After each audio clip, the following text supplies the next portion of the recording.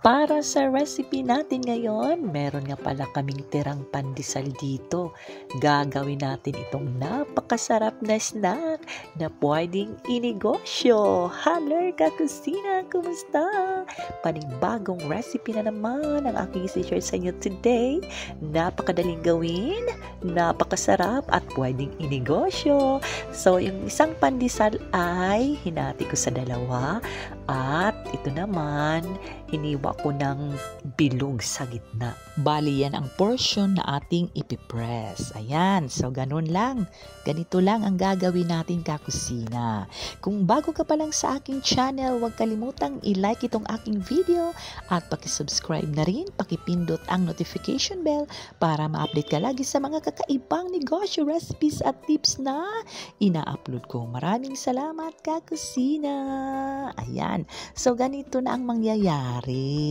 Ngayon naman ay maglalagay na tayo ng sauce. Itong aking nilalagay ay spaghetti sauce. Pwede ka rin maglagay ng tomato sauce o kaya pizza sauce mismo. Kakusina, paki-follow po ako sa aking iba pang social media accounts, ang aking second channel dito sa YouTube at sa aking Facebook. Meron po akong Facebook page at saka sa TikTok. Maraming salamat kakusina.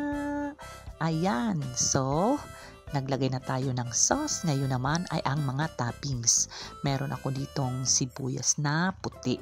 Yan ang aking pinili dahil hindi siya maanghang. Pagkatapos, maglagay din ng pineapple. Ayan, para may pagkamatamis ang lasa. And then, meron din tayong mushrooms. Ayan. At meron din tayong olives. Ayan, ganito lang kadali kakusina.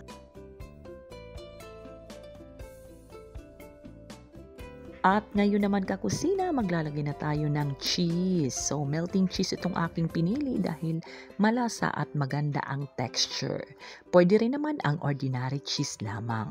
So, ito-toast natin ito sa oven ng about 15 to 20 minutes sa 175 degrees Celsius. At after 20 minutes, ito na nga, na-toast na at nagtunaw na din ang cheese.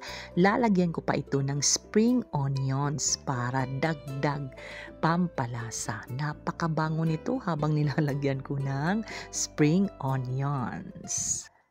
At ito na nga kakusina ang ating pizza pandesal na pwedeng inegosyo at syempre snack ng pamilya. Kaya ano pang hinihintay mo kakusina? I-try mo na ito now na. Maraming salamat hanggang sa susunod na video ko.